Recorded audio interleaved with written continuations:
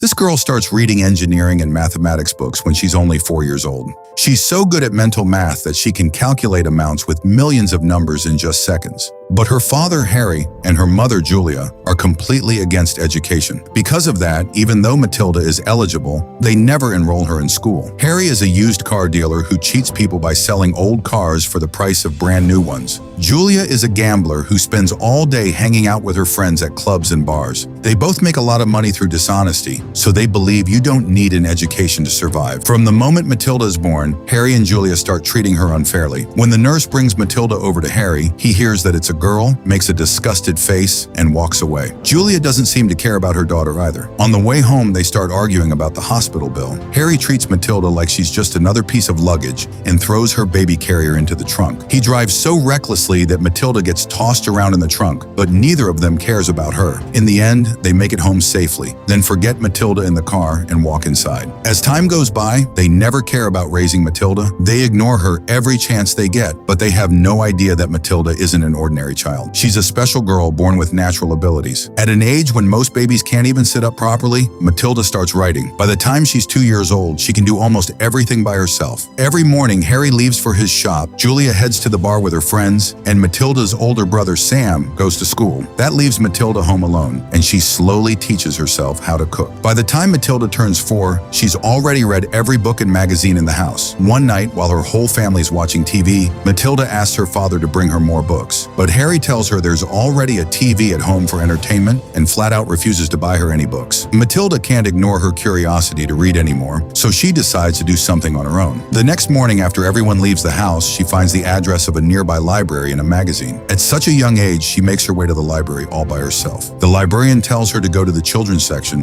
where the picture books and magazines are, but Matilda says she can read real books and walks into the general section instead. She starts reading and absolutely loves it. Before long, she begins coming to the library every day after her parents leave the house. The librarian notices that Matilda isn't there just to pass the time. She actually reads books carefully, so the librarian offers her a library card. Now Matilda can take any library book home with her. As time goes by, she keeps bringing books home and reading them. A little more time passes, and Matilda is now 6.5 years old. After spending so much time reading, she's become incredibly knowledgeable. On top of that, the loneliness she used to feel because her family ignored her has slowly disappeared thanks to the books. One day, Matilda is reading in her room when Harry walks in because he needs something. He's surprised to see her reading and asks where she got all those books. Matilda tells him they're from the library. The moment Harry hears the word library, he gets even angrier and demands, "How did you even get to the library when you were only 4 years old?" Harry starts yelling at Matilda. She tells him she's not 4 anymore, she's 6.5 years old, and the two of them start arguing about it. To clear up the confusion, Harry takes her to Julia. But surprisingly, Julia says Matilda is only 4.5 years old. Seeing how careless her own parents are about her breaks Matilda's heart. She asks them to enroll her in school, but Harry kicks her out of the room saying, "You don't need to go to school.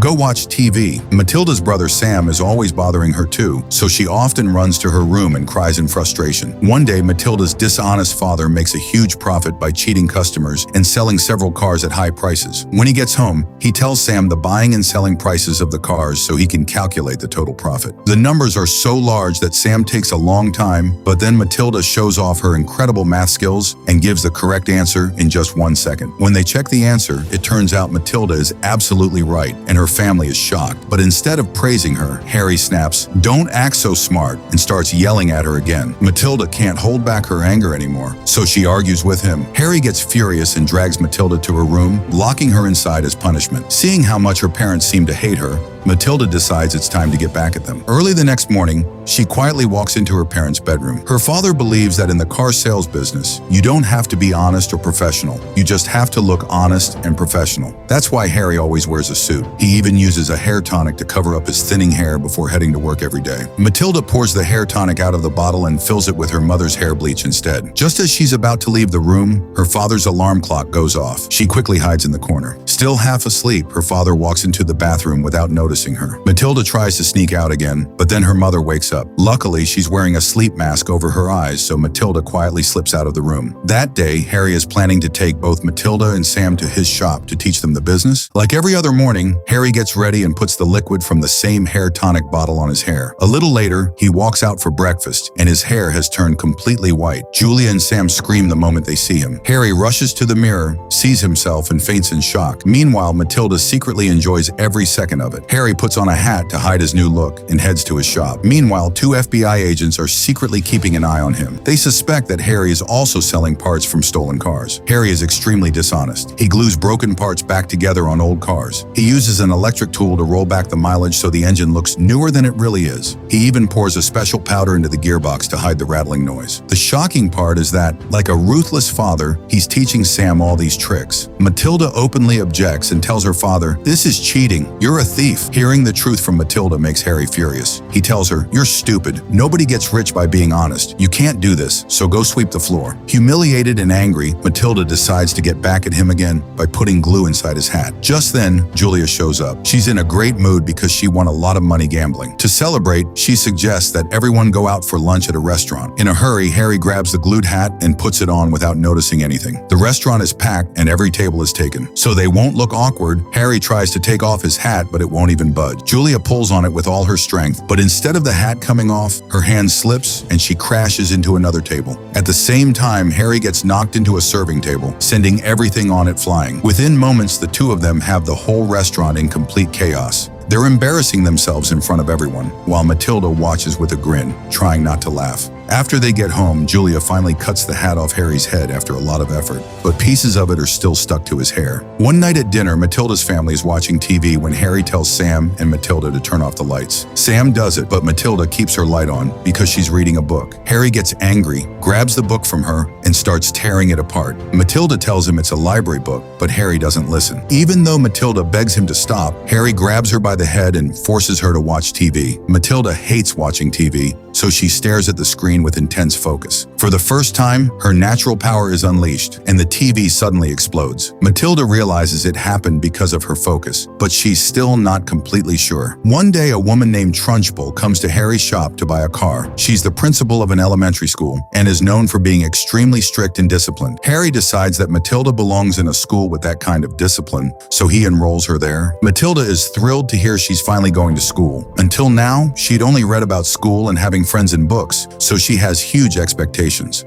The next morning, she gets ready, and Harry drops her off. But the school is nothing like she imagined. The building looks like a haunted mansion, and the whole place feels strange. Suddenly, Principal Trunchbull makes her entrance. The moment the students see her, they panic and gather together in fear. Trunchbull is a retired army officer and a former athlete. She's tall, heavily built, always angry, and never lets go of the cane she carries. It's the first time Matilda has ever seen someone so terrifying, and she's so scared that she hides in a corner. That's when she meets Lavender and Hortensia. Matilda asks them why the principal is always so angry, and they tell her Trunchbull doesn't just punish students, she gives them cruel punishments. Just yesterday, she caught a boy chewing gum and threw him straight out the window without saying a word. Her most terrifying punishment is a small closet that's completely dark inside, with sharp nails covering the door. Whenever a student talks back to Trunchbull, she locks them inside that dark closet. While they're talking, the principal notices a girl named Amanda. According to the school rules, Amanda's hair is too long, so Trunchbull warns her and orders her to come back with it cut the next day. Amanda says her mom styled her hair that way, so she's not cutting it.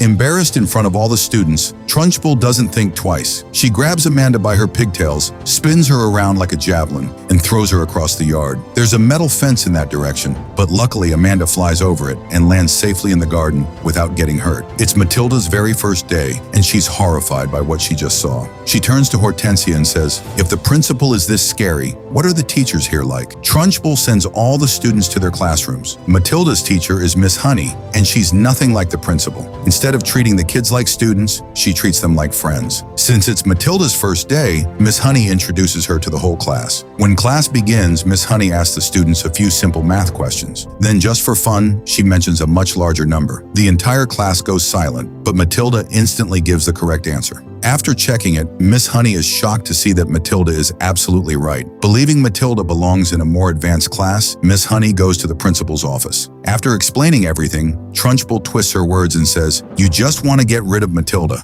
That's why you're saying all this. If you can't handle her, I'll lock her in the chokey." With that, the principal throws Miss Honey out of her office. After school, Matilda comes home and excitedly starts telling her mom about her day, but Julia is busy talking on the phone and ignores her again. That night, while the family's watching TV as usual, Matilda's teacher, Miss Honey, comes to visit. Harry doesn't even want to listen to Miss Honey. He tells her they're busy watching TV, but after she insists, he finally lets her in. Miss Honey explains everything that happened at school and recommends moving Matilda into a more advanced class. Harry and Julia refuse, saying that education isn't important in life. They tell Miss Honey, "We never studied either, and we're more successful than you." Miss Honey calmly replies, "When you get sick, you go to a doctor who became a doctor by studying. When you need legal help, you go to a lawyer who also became a lawyer through education." Even after hearing all that, Harry and Julia refuse to listen. Miss Honey realizes they don't truly care about their daughter, so she quietly leaves. The next day at school, the principal gathers every student in the assembly hall. The day before, a chubby boy named Tom had sneaked into her office and eaten the cake that had been made for her.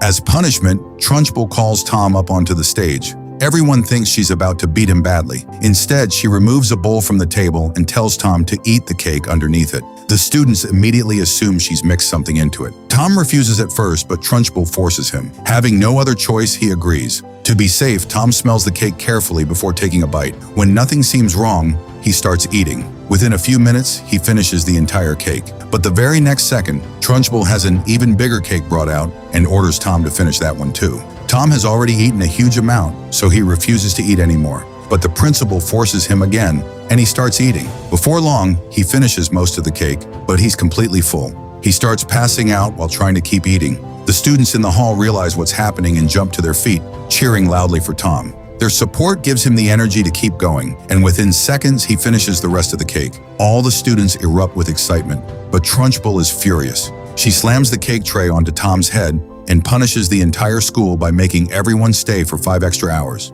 Later that night, Matilda finally gets home from school. She notices FBI agents watching her house from outside. She rushes inside and tells her parents, but Harry calls her stupid and sends her straight to her room. The next day, Principal Trunchbull comes to Matilda's class for an inspection. When Miss Honey doesn't see Matilda, she asks one of her friends where she is. Hortensia tells her that Trunchbull locked Matilda inside the chokey. The real reason is that Matilda's father, Harry, sold Trunchbull a bad car. Angry about it, she took her frustration out on Matilda and locked her in the chokey. As soon as Miss Honey finds out, she rushes over and gets Matilda out. Meanwhile, Trunchbull scolds the students for being undisciplined. A little later, Trunchbull pours herself a glass of water. As she does, a lizard falls into the glass with the water. Not noticing it, she starts drinking. The whole class bursts into laughter. Trunchbull quickly realizes something is wrong, looks into the glass, sees the lizard, and jumps back in fear. Trunchbull immediately accuses Matilda, saying, "You did this." Matilda denies it, but Trunchbull says, "I don't care. I'm punishing you anyway."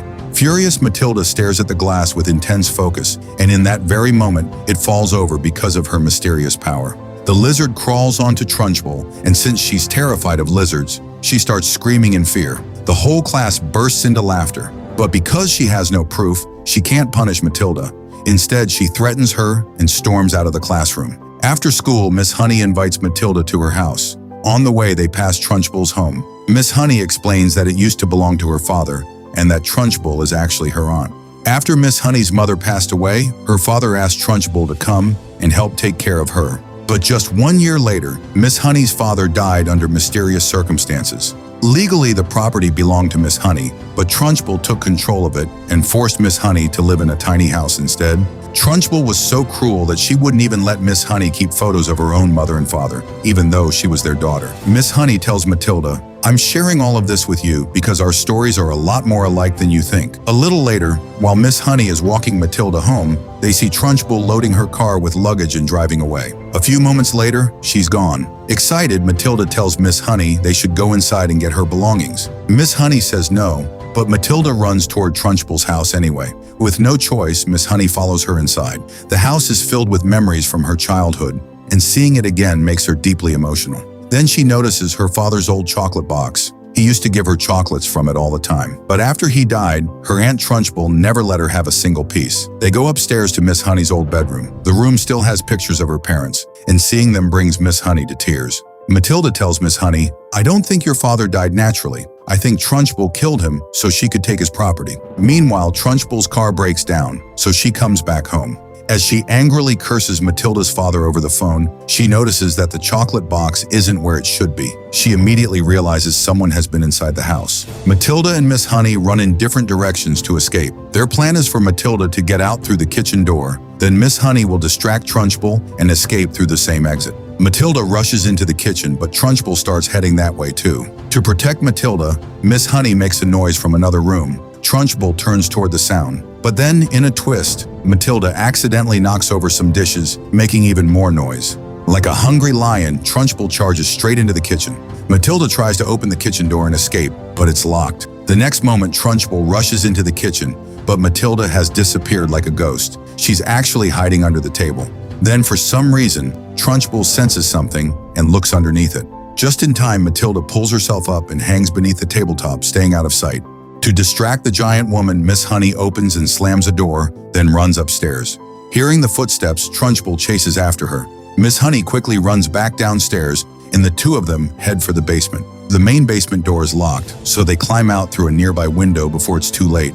Trunchbull smashes the basement lock open in a burst of anger and rushes outside. Matilda and Miss Honey hide behind some bushes. When she can't find them, Trunchbull destroys a nearby statue in frustration and goes back inside. Later that night, when Matilda gets home, she sees the same two FBI agents sitting with her mother. Julia has mistaken them for ship salesmen. Just then, Harry gets back from his shop. When he sees the two men sitting in his house, he gets furious. He starts arguing with Julia, asking how she could make a deal for a ship without him. Matilda tells her parents that the men aren't ship dealers, they're FBI agents. But Harry gets angry at her instead and orders her to go to her room. Furious, Matilda goes to her room and stares at the door with complete focus. The door begins to shake slightly. Just then, her father starts yelling and walks toward her room. Matilda gets even angrier, fixes her eyes on the door with all her strength, and in the very next moment, it locks by itself. Now Matilda finally understands her power. Whenever she remembers the anger and pain caused by the principal, her parents, or her brother, her abilities awaken. So she starts practicing by recalling those moments.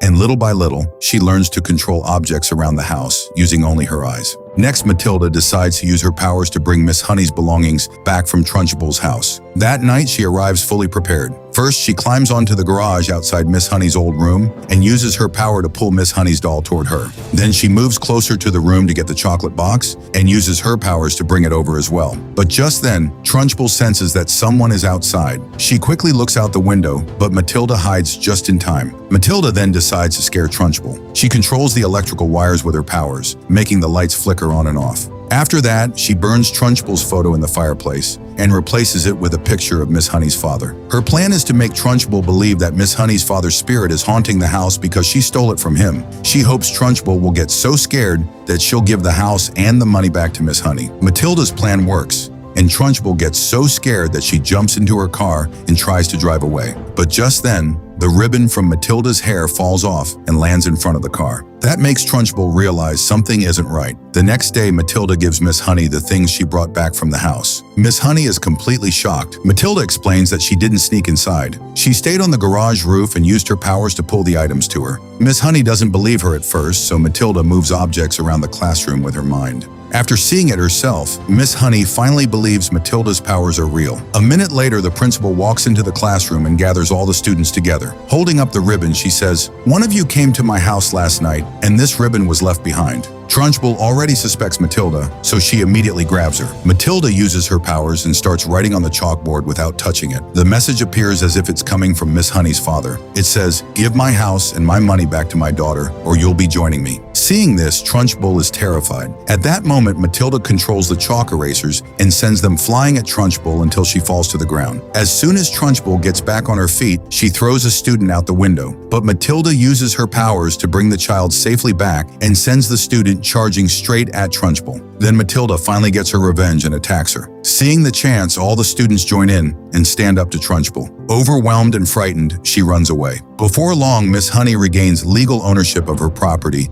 and becomes the new principal of the school. In the end, the FBI raids Matilda's house. To escape, Harry decides to flee the city with his entire family. While Matilda is at Miss Honey's house, Harry and Julia come to pick her up, but Matilda refuses to leave. She doesn't want to give up her school or Miss Honey. Instead, she asks Miss Honey to adopt her. By now, the bond between them has become incredibly strong, and Miss Honey agrees to adopt Matilda. The very next second, Matilda pulls adoption papers out of her backpack. She had already prepared them ahead of time. Without giving it a second thought, Harry and Julia signed the papers right away. For the first time in the entire movie, they actually do something good for Matilda. With that, the movie comes to a heartwarming end.